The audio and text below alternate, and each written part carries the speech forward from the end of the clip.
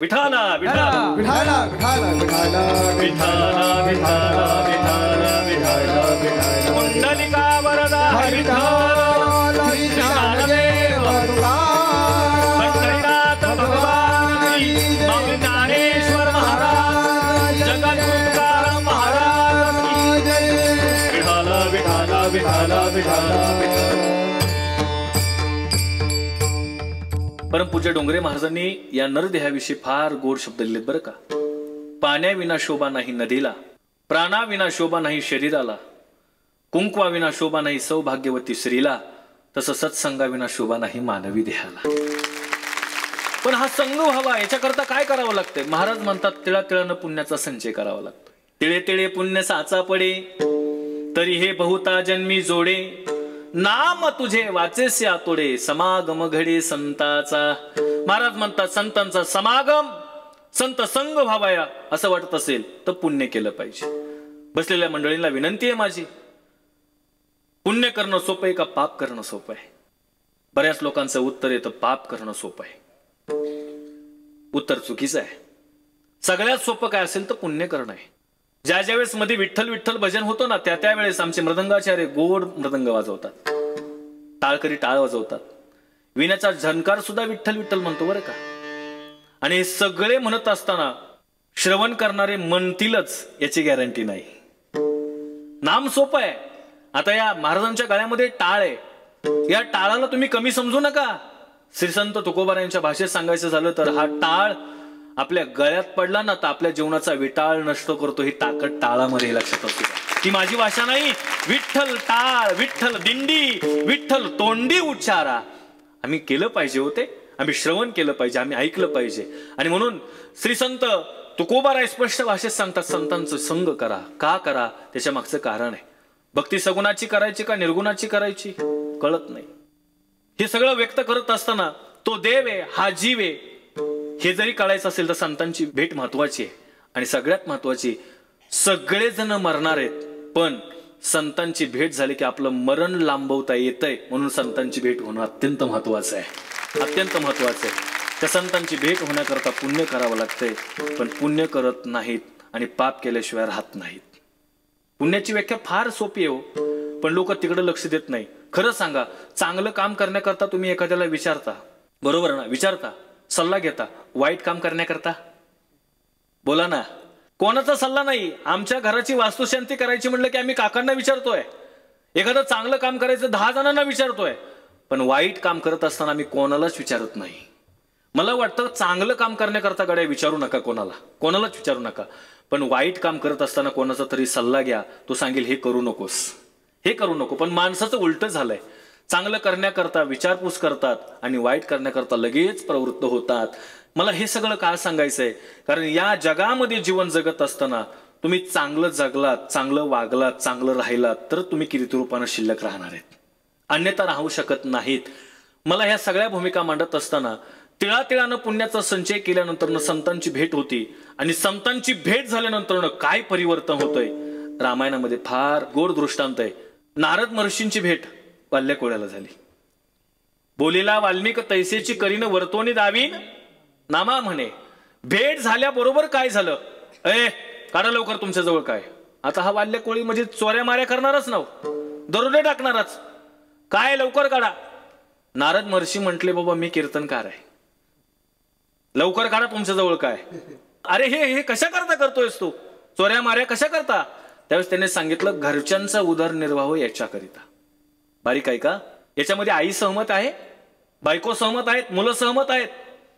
त्यावेळेस वाल्यकोळ्याचा प्रश्न आहे सहमत असल्याशिवाय मी करतोय का, विचारू नये। महाराज घरी आला, आईला विचारलं आई हे जे मी चोऱ्या माऱ्या करतो याच्यामध्ये तू सहभागी आहेस? आईने एका वाक्यात उत्तर दिलं बाळा, घरात 2 दिवस काय खायला नाही मिळालं तरी चालेल, पण चोऱ्या माऱ्या करून आपलं घर चालवायचं नाही। ही सांगणारी आई आहे बरं का, ही आई आहे। प्रत्येक मुलांना हा आदर्श घ्या गड्या। प्रत्येक आईला वाटतं की माझ्या मुलानं नाव कमवलं पाहिजे, माझा मुलगा मोठा झाला पाहिजे, माझ्या मुलाला मला जे मिळालं नाही सुख ते मिळालं पाहिजे, ही भूमिका आईची आहे। चोऱ्या माऱ्या करून घर चालवू नको स्पष्टपणे आईनं सांगितलं। त्याला असं वाटलं बहुतेक आईचं वय झाल्यामुळे आई तशी बोलती का काय, बायको जवळ गेला. बायकोला म्हटलं, का ग मी हे जे चोऱ्या माऱ्या करतो याच्यामध्ये सहभागी आहेस का? बायकोने एका वाक्यात उत्तर दिलं, जर अशा तुम्ही चोऱ्या माऱ्या करून घर चालवणार असताल असं मला जर कळालं असतं तर मी तुमच्याबरोबर लग्नच केलं नसतं. महाराज मुलांजवळ गेला. मुलांनो, हे जे मी चोऱ्या माऱ्या करतो याच्यामध्ये तुम्ही सहभागी आहात का? मुलांना एका वाक्यात उत्तर दिलं, बाबा आम्हाला जर या पापाचे वाटेकरी बनवायचं होतं तर आम्हाला जन्माला कशाला घातलं? महाराज वैराग्य निर्माण झालं. नारद महर्षींजवळ आले. नारदा, माझा उद्धार कशानं होईल एवढंच मला सांगा. संत भेटीची ताकद मला सांगायची. आणि मग त्या नारदानं सांगितलं, काहीच नाही, फक्त रामनामाचा जप कर. महाराज वाल्मिक ऋषी म्हणतात, माझ्या डिक्शनरीमध्ये फक्त 2च शब्द आहेत. कोणते? एक मारा आणि दुसरं मरा. मला राम माहिती नाही. त्यावेळेस नारदांनी फार गोड सांगितलं, 2 मरा एकदा म्हण, त्याचा 1 राम तयार होईल. मरा मरा मरा मरा मरा मराम राम, नाम जप केला परिणाम, बोलीला वाल्मिक तैसेची करीन, वर्तोने दावीन नामा म्हणे. ही भूमिका कशामुळे प्राप्त झाली? फक्त एक, नारदासारख्या संतांची भेट झाल्यामुळे कल्याण झाले. दादांनो, जीवन जगत असताना तुमचं आमचं कल्याण व्हावं असं वाटत असेल, साधूच्या भेटीत जा, संतांच्या भेटीत जा. संत सांगतात, जसा वेदात देव आहे ना तसा वेदनेत देव आहे. तो कळाला पाहिजे.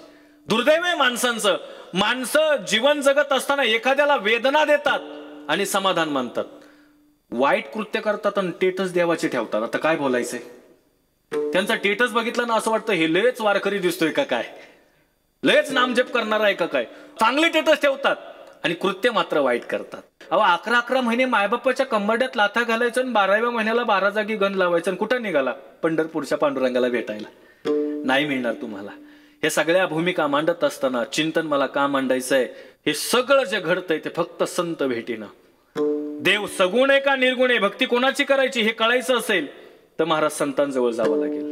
तुमचा आमचा काळ धन्यतेला जावं असं वाटत असेल तर संतांची भेट महत्वाची आहे. विठाला विठाला विठाला विठाला विठाला विठाला विठाला विठाला विठाला विठाला कुंडलिका वरदा विठाला विठाला देव पंढरीनाथ भगवान की, मग ज्ञानेश्वर महाराज, जगद्गुरुकार महाराज की. विठाला विठाला विठाला विठाला विठाला. महाराजांची भाषा ऐका, फार गोड आहे. धन्य काळ संत भेटी, पायी मिठी पडिली तो. पाय या शब्दाचा अर्थ आहे ज्ञान. पाय या शब्दाचा अर्थ आहे स्वरूप. तुम्हाला आम्हाला ते ज्ञान प्राप्त व्हावं असं वाटत असेल तर महाराज संतांच्या भेटीची अत्यंत गरज आहे. आणि हे पाय उत्तम जर कोणाचे असतील तर जगात दोघांचे शास्त्रांनी सांगितलेत. कोणाचे? एक देवाचे आणि दुसरे संतांचे. तुका म्हणे, काही न मागो आणि तुझे पायी सुख सर्व आहे. देवाच्या पायाजवळ सुख आहे. तुम्ही आम्ही रात्रंदिवस प्रयत्न करतोय, धावपळ करतोय, सुखा करताच. देवाच्या पायावर जसं सुख आहे तसं माझ्या ज्ञानोबारायांच्या पायावर सुद्धा सुख आहे. सुख अनुपम्य संतांचे चरणी, प्रत्यक्ष अलंका भुवनी नांदत असे. याच्या पुढे जाऊन मला थोडंसं बोलायचंय बरं का. जसं देवाच्या पायात सुख आहे ना, संतांच्या पायात सुख आहे ना, तसं जन्म देणाऱ्या आईवडिलांच्या पायात सुद्धा सुख आहे बरं का दादा. त्यांची सेवा करणं ही भाषा माझी नाही. माय बाप केवळ काशी तेने न जावे तीर्थासी. सकळ तीर्थाची दुरे, जे का माता पितरे तया सेवेसी किर शरीरे लोन कीजे. जसे संतांचे चरण महत्वाचे आहेत, देवाचे चरण महत्वाचे आहेत, तसे आईवडिलांचे चरण सुद्धा महत्वाचे आहेत. पायी मिठी पडिली तो हे सांगत असताना ते ज्ञान प्राप्त झालं. आणि ज्ञान प्राप्त झाल्याच्या नंतरचा परिणाम काय झाला? महाराज म्हणतात, माझी संदेहाची गाठच निघून गेली. अभंगाचं 2रं चरण. संदेहाची सुटली गाठी, संदेहाची सुटली गाठी, संदेहाची सुटली गाठी, संदेहाची सुटली गाठी, संदेहाची सुटली गाठी, संदेहाची सुटली गाठी, संदेहाची सुटली गाठी, संदेहाची सुटली गाठी.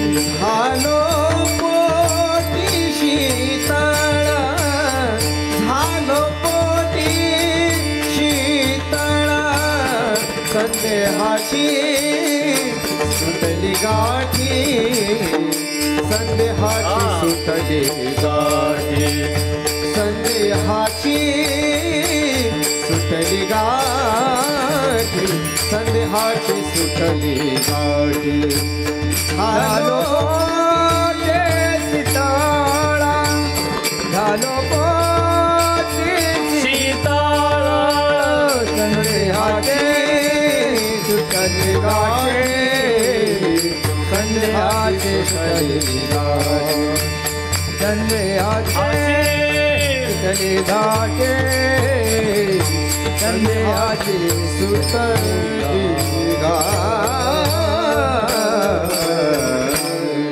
संतांची भेट झाली, ज्ञान प्राप्त झालं, स्वरूप कळाल्याबरोबर संदेहाची सुटली गाठी झालो पोटी शीतळ. महाराज सांगतात संदेहाची गाठ निघून गेली. सध्या लोकांना संदेहाची गाठ कळत नाही, अज्ञानाची गाठ कळत नाही, विवेकाची गाठ कळत नाही, अविवेकाची गाठ कळत नाही. महाराज अज्ञानाची गाठ कळत नाही, संदेहाची गाठ कळत नाही. सगळ्यांच्या डोक्यामध्ये फक्त एकच गाठ आहे, आतली गाठ. सगळ्यांच्या डोक्यामध्ये संदेहाची गाठ नाही माहिती, अज्ञानाची गाठ नाही माहिती, फक्त एकच गाठ, आतली गाठ. याच्या पुढे एक वाक्य बोलू. ही आतली गाठ जावी असं वाटत असेल तर आम्ही कीर्तन ऐकली पाहिजेत. आतली गाठ जाण्याचं साधनच कलियुगामध्ये कीर्तन आहे. अहो बसलेली माणसं देव आहेत, ऐकणारे श्रोते देव आहेत, पण आम्हाला देवाची प्रचिती का नाही? कारण आम्ही नसलेला अहंकार घेऊन जगायला लागलोय म्हणून देवाची प्रचिती नाही. एक वाक्य फार गोडे बर का. मातीनं मातीपणा सोडला, मडक्यात रूपांतर झालंय. एका बीनं बीपणा सोडला, वटवृक्षात रूपांतर झालंय. कापसानं कापूसपणा सोडला, कापडात रूपांतर झालंय. तसं माणसानं अहंकार सोडला ना, त्याचं देवात रूपांतर झाल्याशिवाय राहणार नाही. ही ताकद आहे.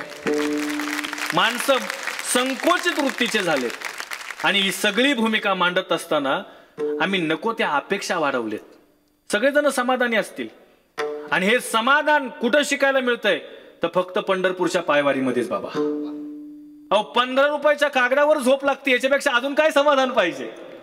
15 रुपयाच्या कागदावर 1.5 लाखाचा दिवाण असला तरी आम्हाला गोळ्या खाऊन झोप येईना, पण 15 रुपयाच्या कागदावर झोप येते. याचं कारण आहे तिथं नीतिमत्तेची वाट आहे, संस्काराची वाट आहे. सगळ्यात महत्वाची भूमिका का वारीला गेलं पाहिजे याच्या मागचं कारण मला सांगायचं बरं का. प्रत्येकाच्या अंतःकरणात थोडासा तरी अहंकार असतोच. कुणाला सत्तेचा अभिमान आहे, कुणाला सौंदर्याचा अभिमान आहे, कुणाला यातिकुळाचा अभिमान आहे, कुणाला कलेचा अभिमान आहे. पण हे सगळे अहंकार अभिमान जर कुढं गळून पडत असतील तर त्या क्षेत्राचं नाव आहे श्री क्षेत्र पंढरपूर. कारण तिथं विधाने पाया पडे जन एकमेका. म्हणून अहंकार गळून जाण्याचं ठिकाण काय असेल तर ती पंढरपूरची पायवारी आहे. याच्या पुढे जाऊन बोलायचं झालं तर सध्या लोक हिंसेच्या वाटेवर चालतायत, कामाच्या वाटेवर चालतायत, क्रोधाच्या वाटेवर चालतायत. माणसांना समाधान मिळाना. माझी हात जोडून विनंती आहे, या वाटेवर जर तुम्ही चाललात तर तुम्हाला समाधान मिळणार नाही. पण वारीच्या वाटेवर तुम्ही चाललात, ज्ञानोबा रे तुकोबा यांच्या संगतीत चाललात तर आयुष्यात तुम्हाला समाधान मिळाल्याशिवाय राहणार नाही. ताकद आहे तिथं. संदेहाची गाठ नाहीये. ही मला संदेहाची गाठ याच्यावर विश्लेषण करायचंय. आणि हे सगळं जावं असं वाटत असेल तर ज्ञान प्राप्त झालंय. आणि म्हणून महाराज सांगतात ते ज्ञान प्राप्त झाल्यामुळं काय झालं? संदेहाची सुटली गाठी झालो पोटी शीतळ. महाराज सांगतात जीवनामध्ये समाधान प्राप्त झालं आणि या भवसागरातून मी तरुण गेलो. अभंगाचं 3रं चरण. भवनदीचा झाला तारा, भवनदीचा झाला तारा, भवनदीचा झाला तारा, भवनदीचा झाला तारा, भवनदीचा झाला तारा, भवनदीचा झाला तारा, भवनदीचा झाला तारा, भवनदीचा झाला तारा. या उत्तरा या उत्तरा या उत्तरा प्रसादे, या उत्तरा या उत्तरा या उत्तरा प्रसादे. संदेहाची सुटली गाठी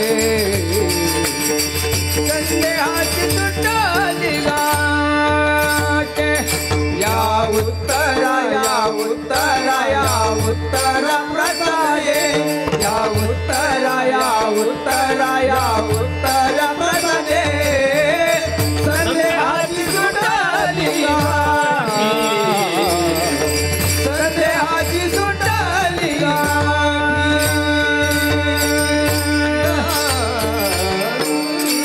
महाराज सांगतात भवनदीचा झाला तारा या उत्तरा प्रसादे संदेहाची सुटली गाठी झालो पोटी शीतळ.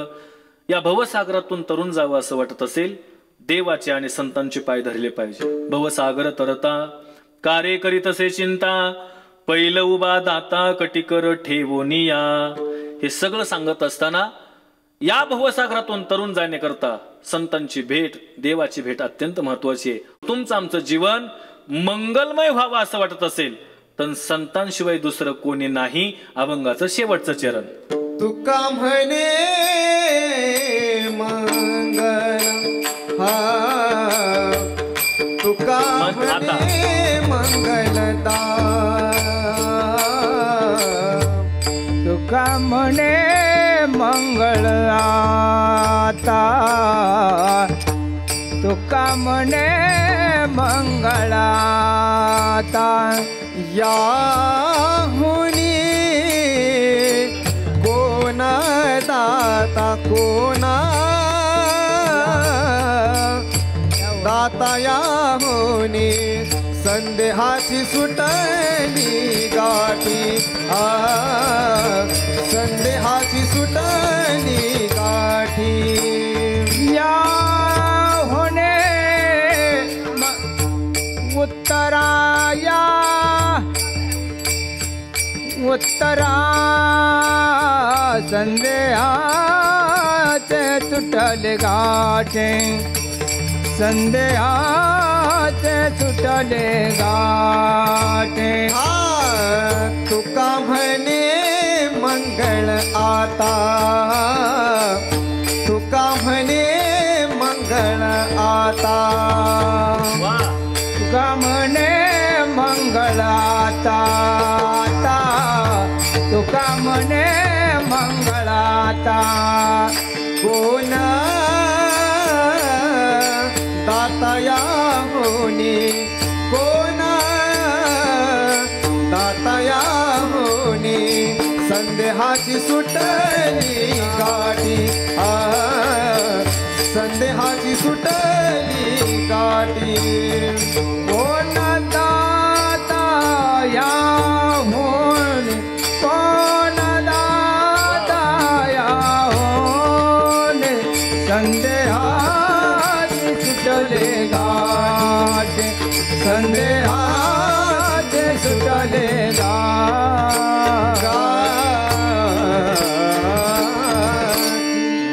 तुका म्हणे मंगळाता कोण दाता याहुनी संदेहाची सुटली गाठी झालो पोटी शीतळ. महाराज सांगतात जीवनाचं मंगल करायचं असेल तर संत भेट महत्वाची. जसं मी प्रस्तावनेत बोलून गेलो की आपलं मरण लांबवता येतंय संत भेट महत्वाची. याच्याकरता उदाहरण फार गोडे बरं का. ज्यांचा अभंग निवडलाय ते श्री संत तुकोबारायांच्या जीवनातलं. श्री संत तुकोबारायांचे 14 टाळकरी. इतकं वेळ त्या टाळकऱ्यांना तुकोबारायांचं लागलं कीर्तनाचं लागलं. पंचक्रोशीत कुठंही कीर्तन असलं तरी कीर्तनाला जायचे. शिवबा कासारा नावाची व्यक्ती टाळ घेऊन उभी होती. त्यांचा मुलगा आजारी होता बरं का. त्यांच्या पत्नीला सांगितलं आज कीर्तनाला जाऊ नका. का? मुलगा आजारी आहे. पण तुकोबारायांच्या वाणीचा आणि तुकोबारायांच्या कीर्तनाचा त्यांच्या मनावर इतका प्रभाव झाला होता महाराज ते घरी थांबले नाहीत. कीर्तनाला निघून गेले. मुलगा आजारी आहे बरं का. आजारी मुलगा आहे तसंच मुलाला टाकून निघून गेले. कीर्तनात टाळ घेऊन उभे राहिले. कीर्तन रंगामध्ये आलं आणि रंगामध्ये आल्याच्या नंतरनं इकडं शिवबा कासारांचा मुलगा मृत पावला. आई समोर आहे. आईची भावना काय असते महाराज. समोर मुलगा मेलेला पाहिल्याच्या नंतरनं अश्रूचे बांध फुटले. डसा डसा आई रडू लागली. मनातल्या मनात म्हणू लागली मुलगा जे मेलय ना ते कीर्तनामुळेच मेलय.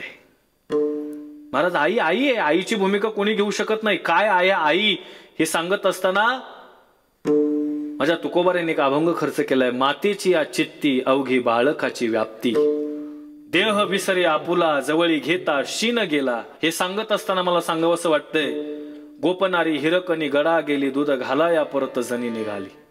महाराज रायगडावर ती गोपनारी हिरकणी दूध विकण्याकरता जायची आणि विकण्याकरता गेल्याच्या नंतर दूध विकता विकता कधी दिवस सरून गेला तिला कळालं नाही. 6 वाजता बरोबर त्या गडाचे दरवाजे बंद झाले. मुलाची आठवण आली, जर मी घरी गेले नाही तर मुलगा रडेल, आकांत करेल, माझ्याशिवाय ते राहूच शकत नाही. ही भूमिका आईची आहे.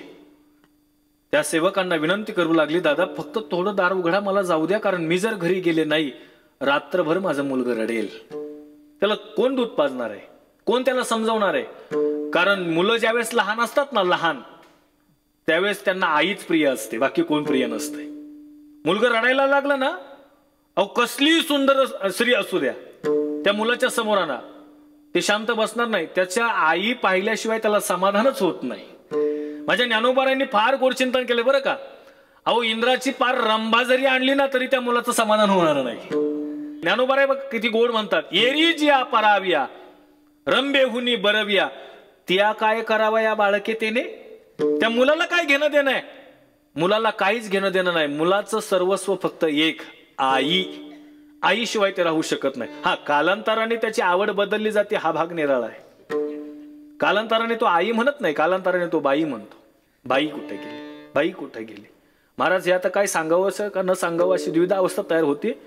एक मुलगा कंपनीतून कामातून आल्याच्या नंतर आईला म्हणलं जेवण वाढ.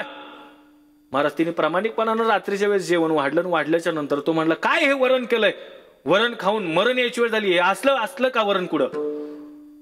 त्या आईनं म्हटलंय मी नाही केलं, तुझ्या बायकोने केलंय. पोरगा काय म्हटलं माहितीये का, पातळ नितळे पण चवदार आहे. ही भूमिका मला का सांगायची? अहो बदलत जाते. आपला विषय होता लहान मूल आईशिवाय राहत नाही, आकांत करेल, रडेल. त्या हिरकणी मातेनं विनंती केली पण दरवाजे उघडले नाहीत बरं का. मुलाला भेटण्याकरता महाराज गरुडासारखी झेप घेतली, संपूर्ण किल्ला फिरला आणि एका बुरुजावरनं खाली उतरली. त्या बुरुजाचं नाव आहे हिरकणी बुरुज. संपूर्ण शरीर रक्तबंबाळ झालंय. अशा अवस्थेमध्ये आई घरी आली, मुलाला हातामध्ये घेतलं ना, संपूर्ण शरीर रक्तबंबाळ झालेलं होतं. पण जसं मुलगा हातात आलं ना, तुकोबाराय म्हणतात देह विसरी आपुला जवळी घेता शीन गेला. क्षणामध्ये विसरून गेली ती वेदना, क्षणामध्ये विसरून गेली, दुःख क्षणामध्ये विसरून गेली. आणि मग छत्रपती शिवाजी महाराजांना कळालं, अरे कोणीतरी एक माता, कोणीतरी एक आई या बुरुजावरनं खाली उतरून आपल्या मुलाला स्तनपान करण्याकरता गेली, त्याला बोलवा. महाराज फार गोड विषय बरं का. त्या आईला ज्यावेळेस गडावर बोलवलं ना, त्यावेळेस त्या आईला विचारलं एवढं धारिष्ट्य आलं कुठून, एवढी शक्ती आली कुठून, हे मातृत्व जाग कसं झालं? त्या आईचं उत्तर काय माहितीये का, राज प्रजेचं पालन कसं करावं हे का राजाला जसं कळतं ना, तसं एका मुलाचं संगोपन कसं करावं लागतं हे का आईलाच कळू शकते. त्याकरता आई व्हावं लागते. का मला भूमिका मांडायची दादा, ती आई काय असते? महाराज समोर मुलगा मेल्यानंतर काय अवस्था झाली असेल त्या आईची. कवळा भरला असा, मुलाला घेतलं आणि तुकोबारायांच्या कीर्तनामध्ये आणून मूल ठेवलं. ठेवल्यानंतर गप्प बसली नाही आई. ओ महाराज, आज माझे पती जर घरी असते तर माझा मुलगा वाचला असता. माझा मुलगा मेला, याला कारण एकच आहे, तुमचं कीर्तन आहे, तुमचा पांडुरंग परमात्मा आहे. महाराज हे शब्द ऐकले, माझ्या तुकोबारायांच्या डोळ्यातून अश्रू आले. देवा, अरे भक्ती करून मी कीर्तन करतोय, साधना करून मी कीर्तन करतोय, उपासना करून मी कीर्तन करतोय. माझ्या कीर्तनात मुलगा मरावा हा आरोप माझ्यावर यावा. अंतकरण महाराज तुटलं तुकोबारायांचं. देवाला विनवणी केली, देवा हे आरोप माझ्यावर नाहीत, हे आरोप तुझ्यावर येत आहेत. अंतकरणातून अभंग गायला माझ्या तुकोबारायांनी. अशक्य ते तुम्हा नाही नारायणा, अशक्य ते तुम्हा नाही नारायणा. निर्जीवा चेतना आनावया, निर्जीवा चेतना आनावया अशक्य ते तुम्हा नाही नारायणा. अंतकरण तुकोबारायणला देवाचं स्मरण केलं. अंतकरणातून केल्यानंतर महाराज गंमत तुकोबारायांनी शब्द गायले आणि मेलेलं मूल कीर्तनात जिवंत झालं. मला वाटतं जीवन जगत असताना तुका म्हणे मंगळ आता सांगत असताना एवढंच सांगितलं तरी बरं होईल का. अरे मेलेले मूल माझ्या तुकोबारायांच्या कीर्तनात जिवंत झालं. यालाच म्हणायचंय तुका म्हणे मंगळ आता कोण दाता याहुने. आयुष्यामध्ये आपलं मंगल व्हावं, चांगलं व्हावं. संतांची भेट, साधूची भेट महत्वाची गड्या. अनेक उदाहरण देता येतील. अजून कोणाचं मंगल झालं हे सगळं मांडत असताना अनेक दृष्टांत माझ्या गाठीला आहेत. भजन केलं पाहिजे, चिंतन केलं पाहिजे, नामस्मरण केलं पाहिजे. तुमच्या आमच्या कुळाचा उद्धार करण्याची ताकद आपल्यामध्ये बरं का. आपुलिया हिता जो हासे धन्य माता पिता तयाचिया कुळे कन्या पुत्र होती जे सात्विक तयाचा हरिक वाटे देवा. तीच कुळ भाग्यवान आहेत, तीच कुळ पवित्र आहेत जी विठोबाचं चिंतन करतात. तीच कुळ जी संतांच्या संगतीत आहेत. आणि म्हणून हे जीवन जगत असताना अहो साधू पुरुषांचं जीवन काय आहे. त्यांना वेळेवर भाकर मिळाली नाही, त्यांचं जगणं काय. इतिहास पहा, पुराण वाचा. पण हे सगळं सांगत असताना जीवनाचं मंगल करायचं असेल तर महाराजांची स्पष्ट भाषा आहे की जीवन जगत असताना साधूच्या संगतीत आलं पाहिजे, राहिलं पाहिजे. म्हणून महाराज सांगतात तुका म्हणे मंगळाता कोण दाता याहुनी संदेहाची सुटले गाठी झालो पोटी शीतळ. विठाला विठाला विठाला विठाला विठाला विठाला विठाला विठाला विठाला विठाला विठाला विठाला विठाला विठाला विठाला विठाला विठाला विठाला विठाला. आणि म्हणून तुमच्या आमचं जीवन मंगलमय बनवायचं असेल तर महाराज स्पष्टपणे सांगतात तुका म्हणे मंगळाता कोण दाता याहुनी संदेहाची सुटले गाठी झालो पोटी शीतळ. सर्वांनी प्रेमाने भजन करायचं. हरी विठोबा रखुमाई एक तारीख विठोबा रखुमाई विठोबा रखुमाई विठोबा रखुमाई विठोबा रखुमाई विठोबा रखुमाई विठोबा रखुमाई विठोबा रखुमाई विठोबा रखुमाई विठोबा रखुमाई विठोबा रखुमाई विठोबा रखुमाई विठोबा रखुमाई विठोबा रखुमाई कुंडलिका वरदा हरी विठ्ठल श्री पंढरीनाथ भगवान ज्ञानेश्वर महाराज जगद्गुरु तुकाराम महाराज सद्गुरु जोग महाराज संत श्रेष्ठ सोपान काका महाराज विठोबा रखुमाई विठोबा रखुमाई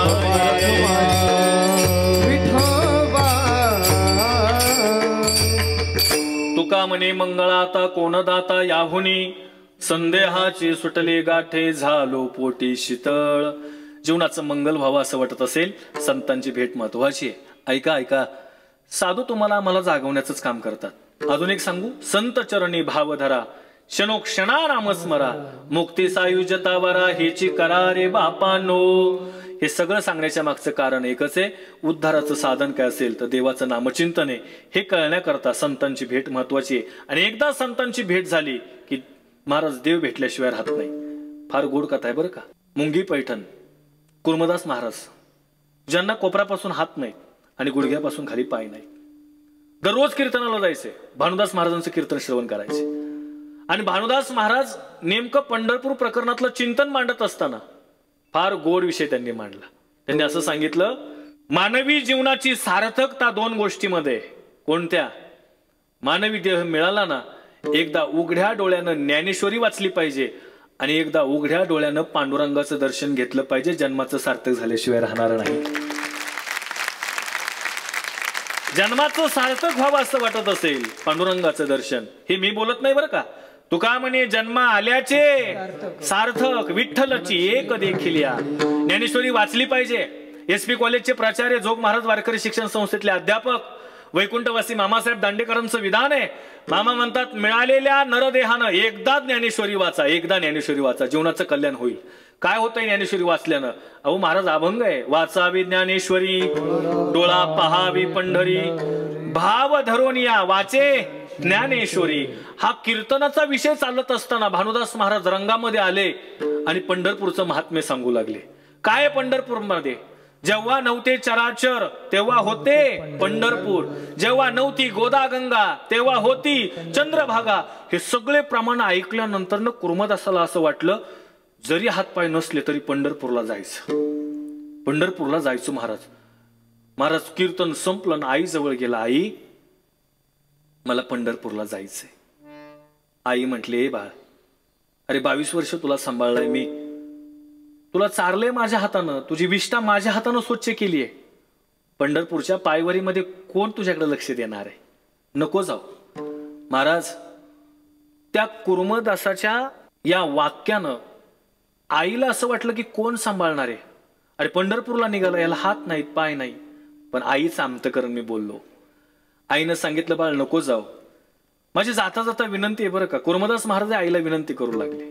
शिकलेल्या मुलांना तर माझी विनंती आहे, कधीच आईला असं म्हणू नका ए आई गप्प बस तुला काही कळत नाही, कधीच म्हणू नका बरं का. आणि दुसरं वाक्य एक लक्षात ठेवा, आपल्या जन्म देणाऱ्या वडिलांना, सांभाळणाऱ्या वडिलांना कधीच असं म्हणू नका काय बाबा काय केलं तुम्ही माझ्यासाठी, कधीच म्हणू नका. दादा एक सांगू का, जे आईला कळतंय ना ते जगातल्या कोणत्याच विद्यापीठाला अजून कळालेलं नाही. आईला जे कळतंय ते आईचं सर्वस्व आहे. ती कुर्मदासाला विनवणी करून सांगते यार दादा नको जाऊ नको जाऊ. पण महाराज कुर्मदास अट्टहासाला पेटले. नाही पोटावर सरकत निघाले. पांडुरंग हरी जय जय पांडुरंग हरी, पांडुरंग हरी जय जय पांडुरंग हरी. पांडुरंग हरी गोड भजन करत कुर्मदास महाराज पंढरपूरच्या दिशेने वाटचाल करत निघाले. दादा पांडुरंग हरी जय जय नामचिंतन आहे. पांडुरंग हरी जय जय पांडुरंग हरी, पांडुरंग हरी जय जय पांडुरंग हरी. पांडुरंग हरी जय जय पांडुरंग परमात्म्याचं भजन कुर्मदास करत महाराज निघालेले आहेत पोटावर सरकत. हरी पांडुरंग हरी जय जय पांडुरंग हरी, पांडुरंग हरी जय जय पांडुरंग हरी. पांडुरंग हरी जय जय पांडुरंग हरी, पांडुरंग हरी जय जय. काय गोड भजन आहे हो.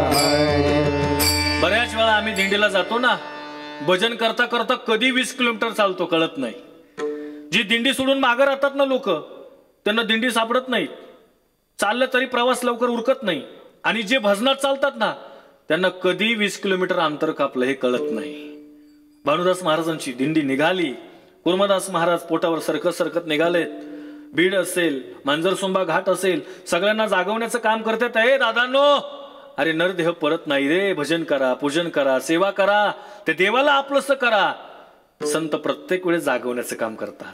उठा जागे व्हा रे आता, स्मरण करा पंढरीनाथा, भावे चरणी ठेवा माथा, चुकवी व्यथा जन्माच्या. प्रत्येक मुक्कामाला भानुदास महाराज भेटायला जायचे बरं का. भानुदास महाराजांच्या डोळ्यातून पाणी यायचं. अरे काय हा भक्त आहे, ज्यांना हात पाय त्यांना म्हणतोय चला वारीला, चला पंढरपूरला, ते यायला तयार नाहीत. आणि याला हात नाहीत पाय नाहीत, पण पोटावर सरकत सरकत माझ्या पांडुरंगाच्या भेटीला निघालाय. रडायचे भानुदास महाराज आणि पोटावर सरकणारे कुर्मदास महाराज हसत होते. भानुदास महाराजांनी प्रश्न केला, कुर्मदासा का हसतात?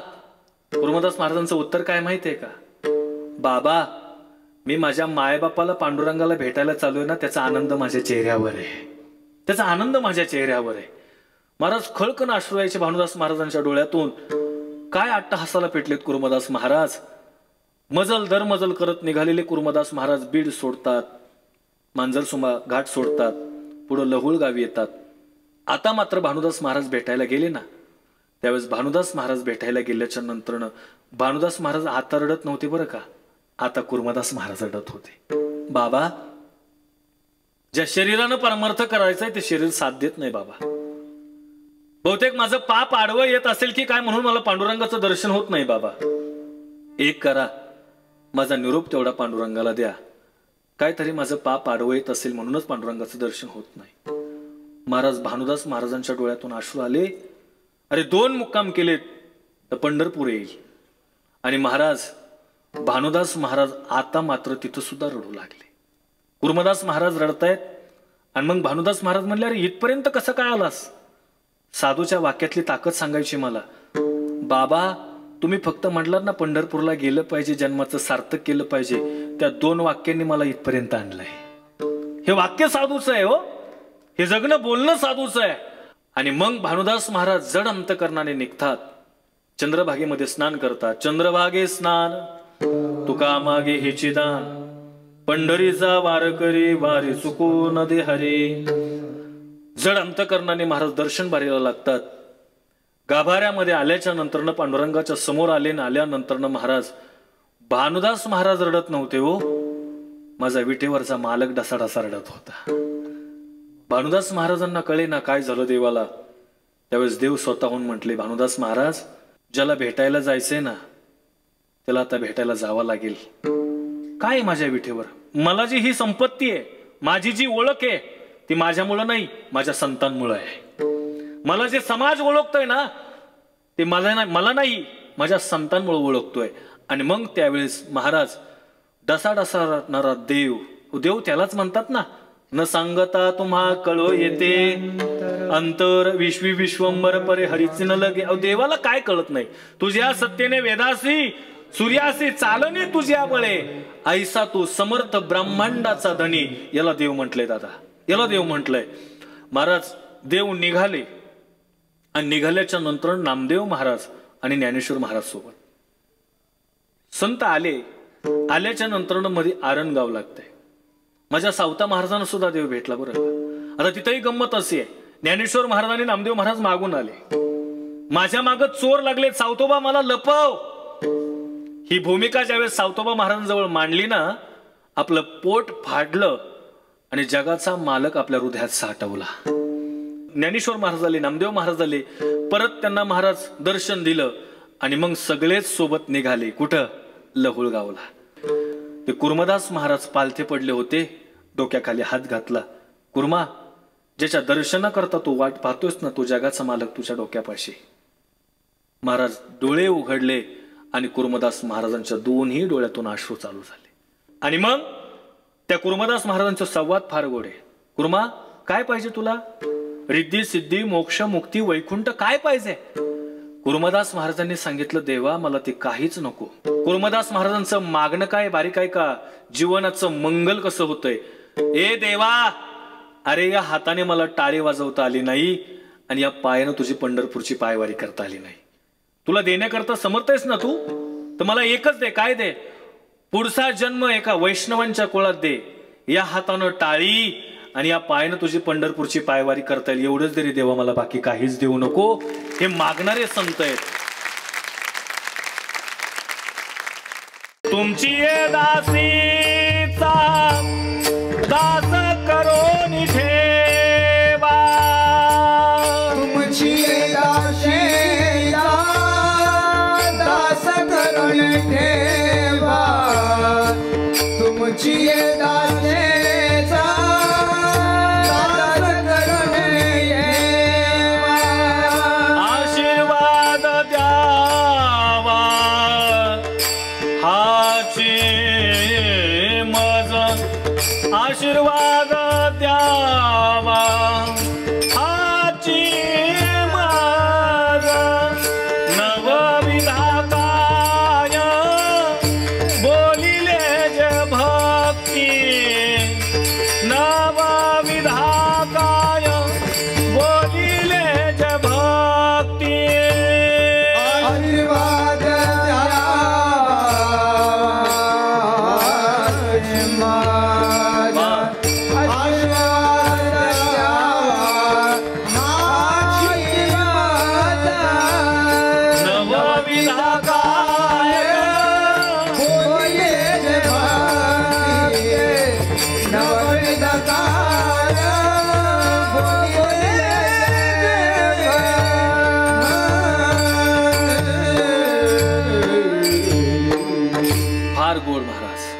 काहीच नका होऊ देऊ. तुमचा दास मला करून ठेवा. मला एकच सांगायचंय, हात नाहीत, पाय नाहीत, पण साधूच्या संगतीत आले, शेवटी देव मिळाला. याचंच जीवन आहे. तुका म्हणे मंगळाता कोण दाता याहुनी, संदेहाची सुटली गाठी, झालो पोटी शीतळ. ज्ञानेश्वर माऊली ज्ञानराज माऊली ज्ञानेश्वर माऊली ज्ञानराज माऊली माऊली ज्ञानराज माऊली ज्ञानेश्वर माऊली ज्ञानराज माऊली महाराज ज्ञानेश्वर माऊली ज्ञानराज माऊली ज्ञानेश्वर माऊली ज्ञानराज माऊली ज्ञानेश्वर माऊली ज्ञानराज माऊली तुकाराम माऊली ज्ञानराज माऊली ज्ञानेश्वर माऊली ज्ञानराज माऊली तुकाराम माऊली ज्ञानराज माऊली विठ्ठल जय जय विठ्ठल. विठ्ठल जय जय विठ्ठल विठ्ठल जय जय विठ्ठल विठ्ठल जय जय विठ्ठल बोलिलेले गुरे वेडे वाकुडे उत्तर क्षमा अपराध महाराज तुम्ही नाही विचारिला अधिकार न आपुला क्षमा अपराध महाराज तुम्ही म्हणे ज्ञानेश्वराला पायापैकी करा क्षमा अपराध महाराज तुम्ही ज्ञानदेव तुकाराम ज्ञानदेव तुकाराम ज्ञानदेव तुकाराम तुकाराम तुकाराम तुकाराम तुकाराम तुकाराम तुकाराम कुंडलिकावर हरी विठ्ठल श्री ज्ञानदेव तुकाराम पंढरीनाथ भगवान की जय माऊली ज्ञानेश्वर महाराज की जय जगद्गुरु तुकाराम महाराज की जय सद्गुरु जोग महाराज की जय.